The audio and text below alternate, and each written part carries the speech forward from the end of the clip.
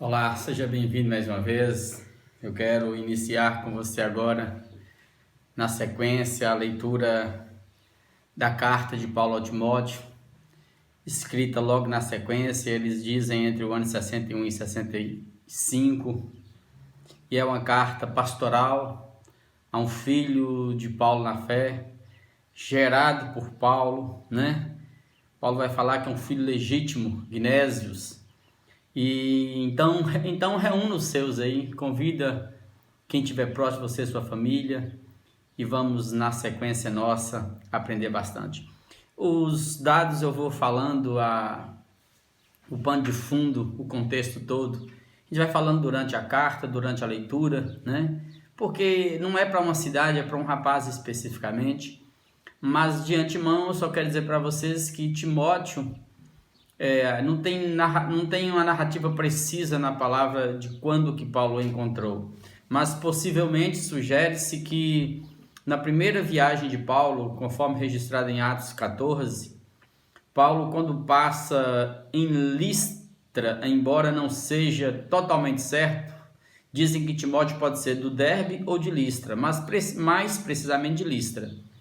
Ali, Paulo, por ser judeu, fica na casa da mãe de Timóteo, que era Eunice, e da avó Lóide, que eram judias. Eunice era casada com um homem grego, então Timóteo tinha cultura híbrida. Ele era grego, mas também judeu. Então Paulo passa ali, deixa as bases do evangelho ali, e aí a partir da segunda viagem missionária é que você já percebe que Timóteo já está junto com Paulo. Ele se converte, tem um chamado, imposição de mãos, Deus o chama para um ministério, ele é um pastor, né?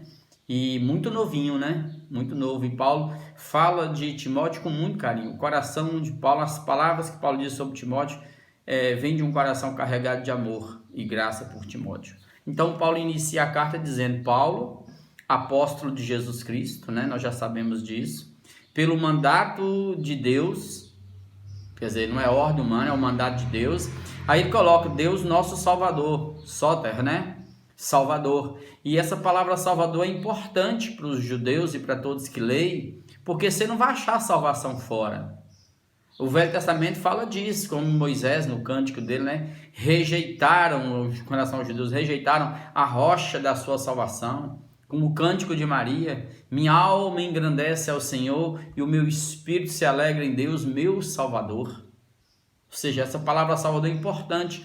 Então Deus é o Salvador do homem, não existe uma outra possibilidade. E está escrevendo também de Jesus Cristo, que é a nossa esperança. E aí ele vai colocar: é a minha esperança de me livrar de mim mesmo, dos meus temores, é a minha esperança de me livrar das circunstâncias adversas, e é a minha esperança de que eu não ficarei na sepultura, ou seja, a esperança que eu carrego para além do túmulo, da esperança da ressurreição. E isso é importante. Ele está escrevendo verso 2 a Timóteo, né? E aí eu vou dizer de antemão, Timóteo, né? É um nome composto, vem Timé, né? Que é honra, e Theos, que é Deus. Honre a Deus. O nome de Timóteo é honre a Deus. E Timóteo de fato honrou a Deus. Aí ele diz verdadeiro filho na fé. E a palavra filhos aqui é Gnésios. Tem primeiramente, ele dá a ideia de legitimidade, em contraposição ao filho ilegítimo, e também verdadeiro, né? Então esse é o meu verdadeiro filho na fé. Graça, misericórdia e paz da parte de Deus Pai e de Jesus Cristo nosso Senhor. Aí ele usa duas palavras que praticamente ele usa em todas as cartas, que é graça e paz. Graça no grego está mais relacionado com o encanto, com a maravilha, né? Já para nós, a graça, no sentido nosso aqui, tem a ver com a questão do Velho Testamento para o judeu, de generosidade. Para nós, o Novo Testamento envolve essa graça enigmática que alcançou bons e maus, justos e injustos, onde Deus derrama sobre todos a bênção dele, né? Ele fala de paz, que nós já sabemos, essa paz é o que mantém você numa posição sem confrontos com Deus, sem guerra, pacifica o seu ser em relação a Deus. Mas aí aqui nessa carta ele acrescenta misericórdia. É o Deus que entra na história humana e coloca o coração dele na nossa miséria e nos salva e nos transforma. Verso 3. Quando eu estava de viagem rumo da Macedônia, eu te roguei, Timóteo, permanecesses ainda em Éfeso, para admoestares a certas pessoas, a fim de que não ensinem outra doutrina. Então, vai lá, ensina, porque as cartas de Paulo é recheadas dessas exortações, principalmente no sentido do combate ao embrionário gnosticismo que estava surgindo aqui. As ideias estavam praticamente firmadas já e já entrando dentro da igreja. E Paulo vem discutir, vem trabalhar isso, transformando a igreja apenas como igreja de Jesus Cristo e não deixando que ela se contaminasse com essas heresias, né? Que não ensine outra doutrina, nem se ocupem com fábulas e genealogias sem fim, que antes promovem discussões do que o serviço de Deus na fé. Aí ele vai dizer assim, olha, tem gente perdendo tempo discutindo coisas que não acontecem. As fábulas, eram os gregos que eram mais fascinados com as fábulas. As construções, né, sobre a origem de cidades, de famílias. A cidade tal surgiu porque o Deus tal fez isso e isso. Aquela família surgiu porque o Deus tal entrou no mundo e relacionou com a mulher e fez isso, isso e isso. Eles eram encantados com essa questão. Principalmente no que tange às fábulas que eles davam à criação do mundo. A epopeia deles, dos gnósticos. Não, Deus é bom, a matéria é má. Então Deus não tocou na matéria. Ou seja, então... aí vem o primeiro impasse deles. Porque se... eles não criam que Deus criou do nada, ex nihilo. Eles criam que o mundo existe a partir de uma matéria pré-existente. Mas aí a fala deles, se a matéria é má, como é que Deus tocou na matéria? Aí eles vão dizer, não, mas de Deus foram saindo emanações, 1, 2, 3, várias emanações. E uma dessas emanações mais distantes é que deu origem ao mundo e fez isso, isso, isso. Então eles iam se perdendo nas fábulas. De forma que hoje, quando eu leio Gênesis, eu fico seguro e tranquilo. Porque de todas as epopeias é a mais simples para qualquer um entender. Embora tenha alguns arquétipos importantes ali. As outras são superlativismos, grandes, como eles faziam as fábulas. Já as genealogias têm a ver mais com os judeus. Se você olhar o Velho Testamento, eles são fascinados com genealogias. Se quem lê Mateus, quem lê Marcos, por exemplo, já vê isso claramente, todas essas genealogias presentes. Então eles eram fascinados de Deus. Paulo está falando assim, ó. Então, gente, não se preocupe com isso, não fica discutindo isso, porque isso não traz serviço na fé, não traz progresso. Não ficam discutindo coisas em vão. Ora, o intuito dessa presente admoestação, Timóteo, visa ao amor que procede do coração puro. Visa esse amor que brota de um coração simples, puro, sem malícia, não carregado de maldade, desejos, de ódios, né? Mas um coração simples, de uma consciência boa. A palavra consciência, ciente de si mesmo em Deus, é uma das palavras mais importantes para Paulo no Novo Testamento. É eu saber quem eu sou em Deus, quem é o Evangelho para mim, e de uma fé sem hipocrisia. Não é como essa fé que está sendo pregada, da barganha, da troca, vem para cá que Deus te cura, que Deus te dá casa, que Deus te dá isso. Ou seja, as pessoas estão servindo e buscando a Deus e adorando a Deus em função do que Deus dá, e perder a simplicidade.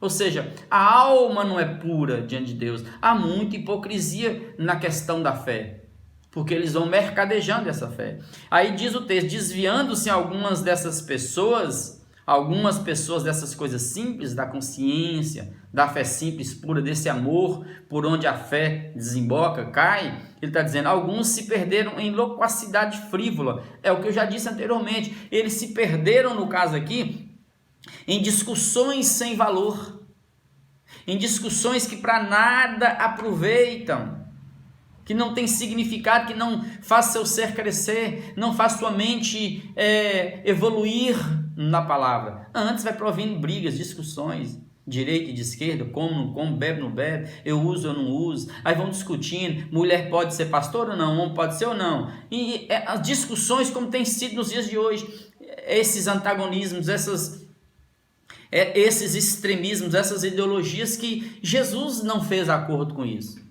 E nem Paulo está fazendo. E diz mais o texto: alguns desses que gostam dessas discussões que sem proveito nenhum, pretendendo passar por mestres da lei, não compreendendo todavia nem o que dizem, nem os assuntos sobre os quais fazem ousadas asseverações. Ou seja, eles não entendem nem o que eles estão dizendo. Uma das grandes discussões que eu vi crescer no meu mundo, dentro da igreja, era a questão da predestinação. Aquelas coisas todas.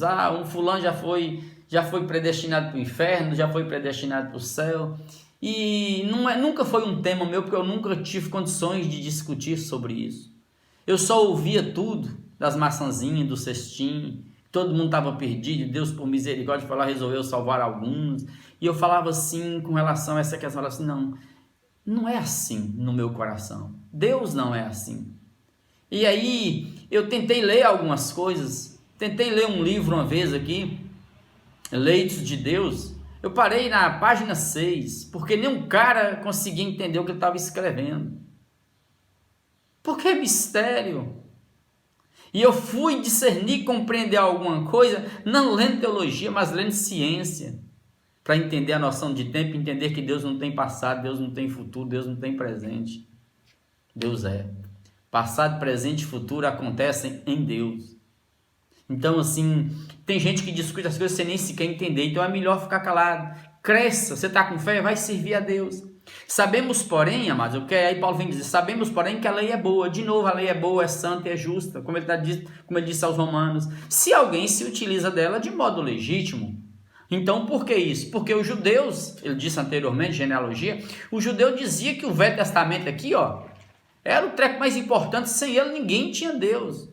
Então Paulo está dizendo assim, a lei é boa se você te utiliza dela de modo legítimo, porque se eu for usá-la aqui letra por letra, na literalidade, eu vou me tornar um jihadista cristão, entre aspas, se é que eu posso usar essas palavras, mas eu vou me tornar um cara extremado, e vou tentar colocar Deus goela abaixo dos outros e matar em nome de Deus, como aconteceu na história, que o diga as inquisições, que o diga e outras coisas mais. Então, de modo legítimo, tendo em vista que não se promulga lei, verso 9, para quem é justo, mas se promulga lei para transgressores e rebeldes. Ou seja, o cara que foi justificado em Cristo, que tem essa consciência, não precisa de lei. Ou seja, como já foi dito anteriormente, nós estamos acima da lei. A nossa justiça tem que exceder muito a justiça deste mundo, dos escribas e fariseus. Aí entra as misericórdias. Aí ele vai citar, mas a lei é feita para transgressores.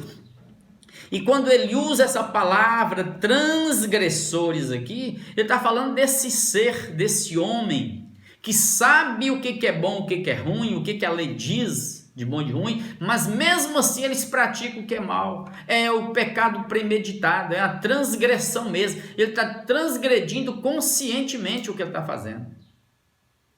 E ele vai dizer assim, transgressores, e ele diz mais, e rebeldes. A palavra rebelde aqui é do grego, vem de ingovernáveis, são os desobedientes. São pessoas que não se deixam governar. A ideia do verbo grego é isso. São aquelas pessoas que vivem assim, sendo contra. Não se submetem a nada, são rebeldes. E ele diz mais ainda, irreverentes e pecadores. Então, quando ele usa a palavra irreverentes, ele está se referindo no grego ao asebês, ou seja, é algo que é terrível. São pessoas que desafiam a Deus fazendo o pior que se pode. Esses são os irreverentes, não tem reverência nenhuma, desafia mesmo, é contra Deus mesmo. E quantos se tornam assim em função da própria religião, porque eles pensam que como a religião os espezinha, principalmente aos certos grupos que tem por aí, a religião joga-os fora. Eles casam Deus com a religião, falam assim, eu não quero Deus, eu não quero Bíblia, eu não quero vocês, e ficam rebeldes, machucadas e feridas, ferindo a si mesmo. Muitos no processo ainda são curados, entendem que Deus cabe dentro de uma religião. É impossível fazer isso. Se tornam rebeldes, e diz mais o termo, irreverentes, e se tornam pecadores. E a palavra pecador aqui é amartoloi. Descreve esse caráter dissoluto, esse caráter assim depravado, inútil, que dissolveu-se neste mundo. Esse é um pecador. É o que Paulo fala de uma mente reprovável, uma mente que se tornou reprovável. E ele diz mais ainda, ímpios e profanos. Quando ele fala a ímpio, ele está colocando a palavra, o oposto, não pio, piedade, que era uma palavra nobre para os gregos, de um conceito elevado. O ímpio aqui, anosioi, no grego, é pior que o transgressor comum da lei, daquele que comete pequenos delitos na lei. É algo pior que isso. Ele viola a decência, o ímpio. Ele viola a ética, o ser. Ele viola o que há de mais nobre, ele viola. Esse é o ímpio. O profano que ele diz aqui, ó, é o bebeloi no grego. É aquele que pisa no que é sagrado. É aquele que tudo que toca ele suja. É aquele que se tornou um imundo, o profano. Aí que vem a diferença entre o santo e o profano. Esse é o que ele chama, Paulo está chamando de profano. E diz mais ainda, parricidas, patroloai, e matricidas, metraloai, ou seja, são aqueles filhos que perderam a gratidão, o respeito e a vergonha aos pais. São aqueles filhos que ferem, que golpeiam o pai e a mãe. Parricidas, matricidas, mãe. Eles golpeiam, mas o golpe aqui, no grego, a ideia não é só de um golpe físico que machuca, que mata o pai e a mãe, não. É o golpe que fere o coração do pai e o da mãe que o gerou. São esses filhos que nós estamos vendo no mundo de hoje, matando o pai e matando a mãe, e que faz a gente ficar até assombrado. A gente vai olhando o mundo perto da gente e vai percebendo como que os humanos têm ficado pior que os pagãos, que os animais, que os pagãos, que os animais. Sim, amados, está feio o mundo. A gente permanece com essa esperança porque temos isso aqui, ó. O evangelho é o padrão, é o poder de Deus para transformar esses piores pecadores que tem na terra. E ele diz mais ainda, homicidas, ou seja, assassinos de homens, são androfanoi no grego. São pessoas que matam homens e que matam por R$1, por 2, por um baseado, por uma pedra. Matam por prazer, matam por profissão. São homens que perderam a sensibilidade à dor do outro, não enxergam o outro, a família do outro. São assassinos de homens. E diz mais ainda, verso 10, impuros. Aqui no grego é fornicários, os impuros. Vem de pornoi.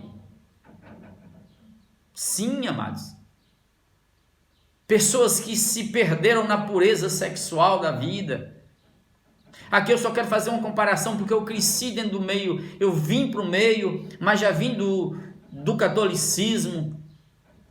E era um cara assíduo, pronto para ser um padre, estudando para ser isso. E eu cresci dentro da igreja evangélica, ouvindo que quando um casalzinho que namora, de jovens que namoram, 1, 2, 3 anos, eles transam, dizem que eles estão fornicando.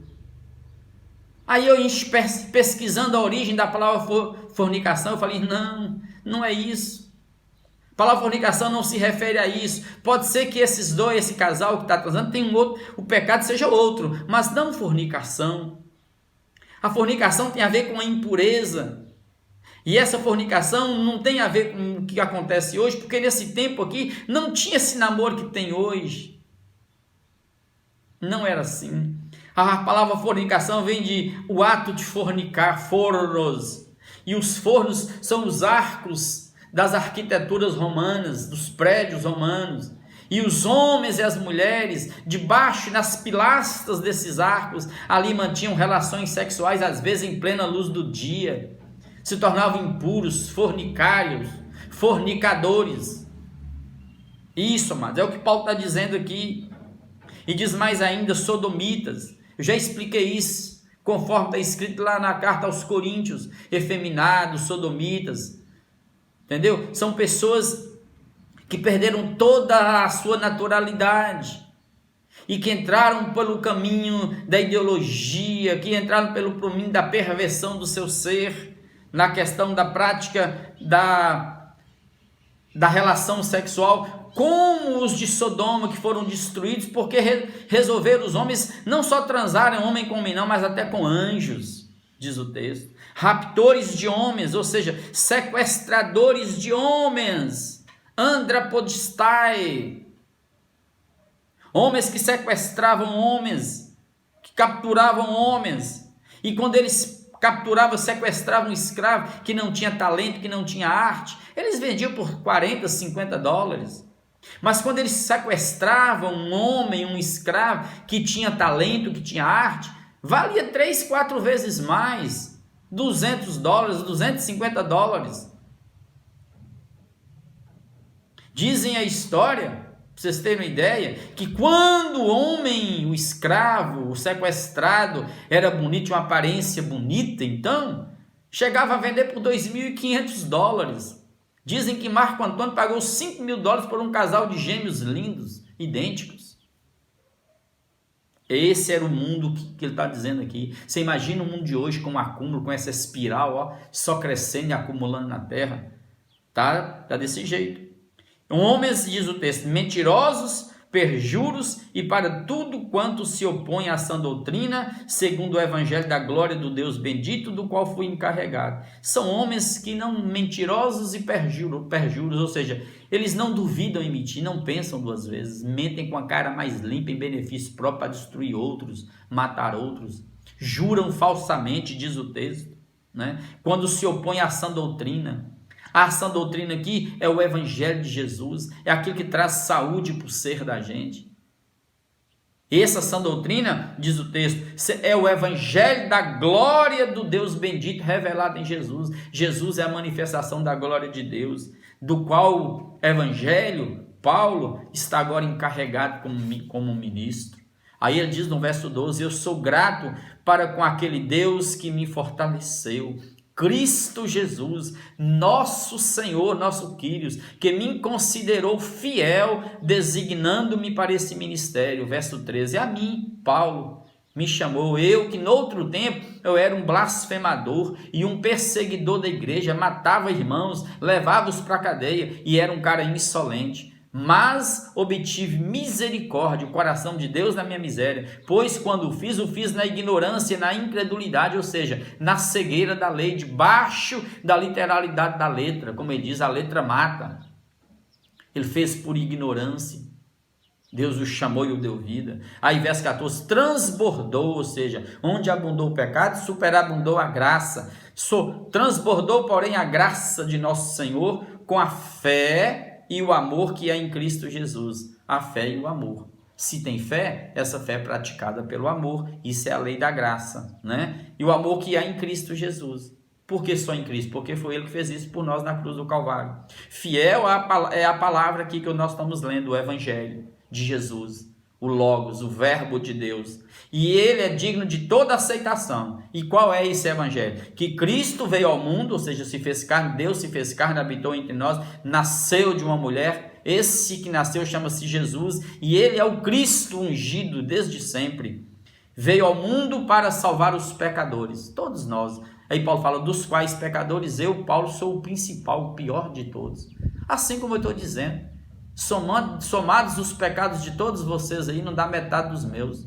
Mas por essa mesma razão, verso 16, me foi concedida misericórdia, para que em mim, no meu corpo, na minha vida, o principal dos pecadores, se revelasse, evidenciasse Jesus Cristo, a sua completa longanimidade, e servisse eu, Paulo, de modelo a quantos hão de crer nele, em Jesus, né, para a vida eterna. Assim, a esse Rei eterno, imortal, invisível, Deus único, honra e glória pelos séculos dos séculos. Amém, amados? Então, Deus se revela ao mundo através de nós. Então, quanto mais eu for parecido com Jesus, mais o Evangelho se manifesta, mais o mundo vai saber Deus está aqui. É o que Paulo fez, ele serviu de modelo para todos quantos hão de crer.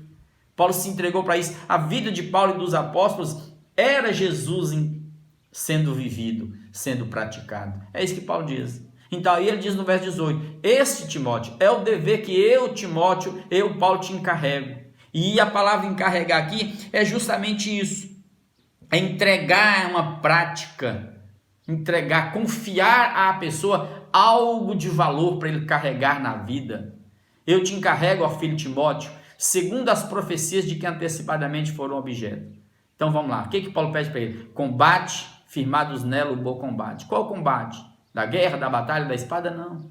O combate do evangelho, da palavra, da graça, do amor. Combate isso aí, mantendo a fé, tá vendo? Simples, pura, essa boa consciência, porquanto alguns, tendo rejeitado a boa consciência, vieram a naufragar na fé. Hoje está tão simples se perder. Conversamos hoje meio-dia, eu olho para mim, fico olhando para as pessoas, como que é fácil a gente sair do prumo do evangelho, desviar do propósito de Deus, se tornar uma pessoa insensível, sem amor, sem graça. Se você não se esforçar mesmo, não consegue. É luta, é combater mesmo, amados. É lutar mesmo, é pelejar mesmo, é o que ele está dizendo. E aí ele cita 2 exemplos, e dentre esses que naufragaram na fé, que andaram conosco e depois voltaram para o mundo, se conta o que é Himeneu e Alexandre, que é o latoeiro, vai ser citados mais na frente, os quais, Himeneu e Alexandre, entreguei a Satanás para serem castigados, a fim de não mais blasfemarem. E aí eu pergunto para vocês, eu posso entregar alguém a Satanás? Não, amados, Paulo está usando a questão do tempo dele. Na linguagem judia, entregar alguém a Satanás tinha a ver com a ideia fundamental aqui da questão da prática da excomunhão. Chama, o cara errou algo grave, chamou, o cara não obedeceu, chama mais testemunhas, 10, o tanto for preciso. Não obedeceu, expulsa. Eles expulsavam a pessoa, entregavam a pessoa para lá, ao mundo. No mundo, naquele tempo também, eles tinham a ideia de que a dor e o sofrimento eram responsabilidade, eram culpa de Satanás. Então, o que era entregar a pessoa a Satanás? Deixa ele sofrer no mundo. Na linguagem de Paulo, na linguagem de Corinto, nessa linguagem aqui, eles querem viver assim, sem Deus, sem o Evangelho, sem essa consciência, sem essa saúde do ser, da doutrina do Evangelho, e deixa-os ir, experimentar o mundo na plenitude do mundo, para saber o que é dor na alma, o que é dor no ser. Entrega a Satanás, deixa. Abre mão, vocês querem viver assim? Se entrega, é o que está escrito em Romanos. Deus os entregou. Vocês querem viver assim? Então vivam assim. Vivam as consequências também dos seus atos. Isso é entregar uma pessoa nesse sentido a Satanás, porque as palavras fortes, mas no contexto fica fácil de entender. E eu te convido agora a orar, para que nós não percamos esse chão do Evangelho, essa saúde do ser, da palavra de Cristo Jesus. Que Deus nos fortaleça, a ti e a mim, para que a gente possa combater esse bom combate e não desanimarmos, porque os dias estão ficando difíceis, os homens estão perversos. Pai, escuta o meu clamor, o clamor dos teus filhos, guarda as nossas casas, traz salvação a todos os nossos nesses dias, para que nenhum se perca. Ó Deus, e livra-nos, guarda os nossos olhos na pureza, nossas mentes com bons pensamentos, nossos corações cheios de amor, nossos ouvidos ouvindo a voz do Senhor, nossas mãos sendo estendidas nesse instante, ó Deus, ao necessitado, ao aflito, nossos pés andando sobre o Evangelho do Senhor, ó Deus, nosso espírito, Pai, antenado contigo, ó Deus, que o nosso ser seja puro, sem raiva, sem mácula, longe de nós maltratarmos os nossos pais, nós queremos honrá-los e obedecê-los. Ó Deus, longe de nós ferirmos e sermos ímpios, perversos. Guarda-nos no Evangelho. Cura agora os que estão desanimados, abatidos. Levanta-os e fortalece-nos nessa consciência. Ajuda-nos a confrontarmos nós mesmos, para que nós não percamos a esperança da glória eterna. Preserva-nos. E agora sopra o vento do teu Espírito nos 4 cantos e levanta muitos lendo a palavra conosco. Quanto a nós, Pai, que estamos aqui lendo e ouvindo a Tua palavra, cura-nos. Em nome de Jesus, na autoridade que o Senhor nos deu, nós repreendemos todo oportunismo, todo levante de Satanás contra as nossas vidas, nossas casas, tentando destruir os nossos. Nós assim o repreendemos no poder do sangue de Jesus. Amém, amém e amém.